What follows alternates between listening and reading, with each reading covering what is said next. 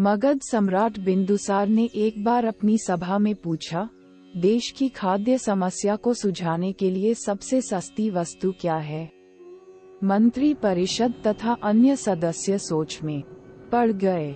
चावल, गेहूं, ज्वार, बाजरा आदि तो बहुत श्रम के बाद मिलते हैं, और वह भी तब जब प्रकृति का प्रकोप न हो। ऐसी हालत में अन्न तो सस्ता हो ही नहीं सकता।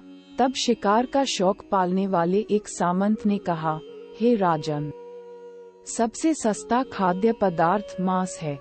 इसे पाने में मेहनत कम लगती है और पौष्टिक वस्तु खाने को मिल जाती है।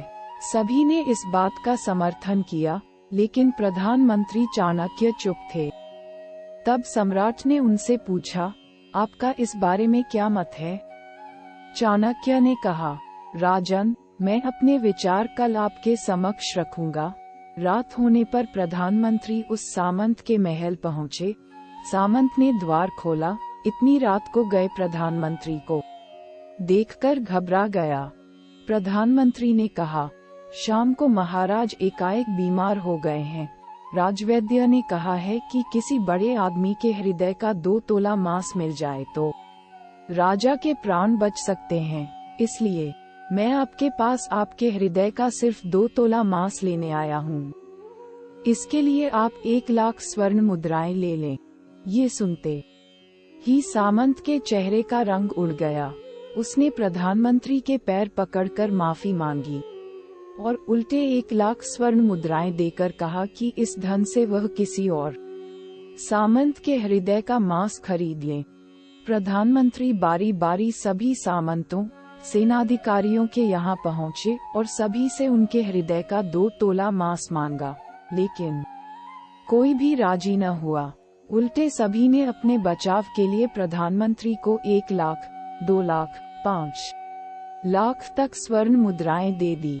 इस प्रकार करीब 2 करोड़ स्वर्ण मुद्राओं का संग्रह कर प्रधानमंत्री सवेरा होने से पहले वापस अपने महल पहुंचे और समय पर राजसभा में प्रधानमंत्री ने राजा के समक्ष 2 करोड़ स्वर्ण मुद्राएं रख दी। सम्राट ने पूछा, ये सब क्या है? तब प्रधानमंत्री ने बताया कि 2 तोला मांस खरीदने के लिए इतनी धनराशि इकट्ठी हो गई, फिर भी 2 तोला मांस नहीं मिला। राजन, अब आप स्वयं विचार करें कि मांस कितना सस्ता है। जीवन अमूल्य है। हम यह न भूलें कि जिस तरह हमें अपनी जान प्यारी है, उसी तरह सभी जीवों को भी अपनी जान उतनी ही प्यारी है, लेकिन वो अपनी जान बचाने में असमर्थ हैं। और मनुष्य अपने प्राण बचाने हेतु हर संभव प्रयास कर सकता है।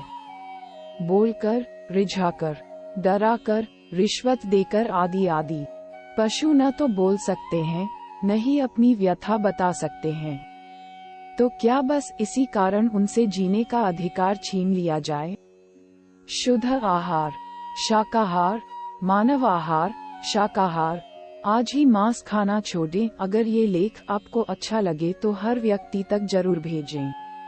आपका धन्यवाद।